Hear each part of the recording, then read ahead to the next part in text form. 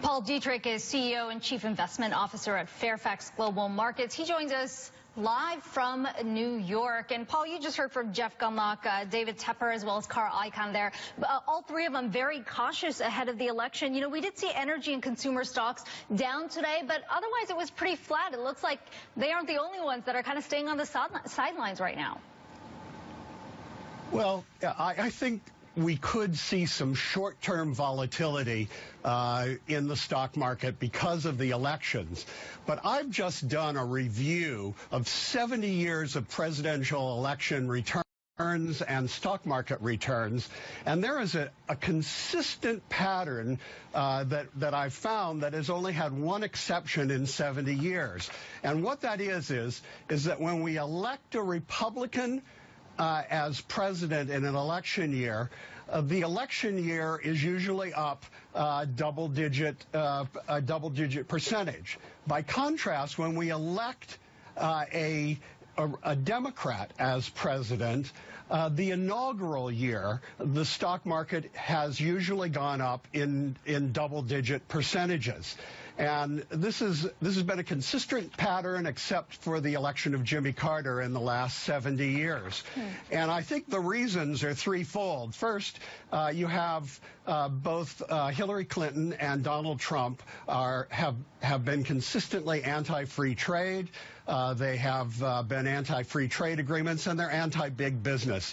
And because of that, I think if Trump, the polls show that Trump is very unlikely to win right now. But if he does, I actually think Wall Street will view Trump as if he were a Democrat.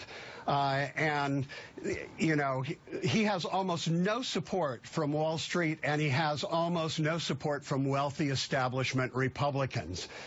If you look at the polls right now, it's almost certain that the Republicans will retain the House, and they will probably retain a slim majority in the Senate.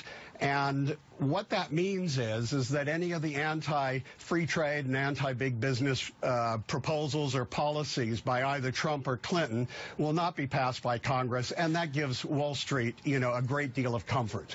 Well, Paul, you know, let's suppose the polls are correct here and they do show a solid lead for Hillary Clinton. And staying on that study that you did of the 70 years of presidential election returns, you know, suppose that stays accurate, the inaugural year. So we're talking about Clinton, you know, the markets would be up double digits, and yet we are still seeing anxiety in the markets right now. Why do you think that is? I mean, you're saying that polls show that Republicans will likely retain the House.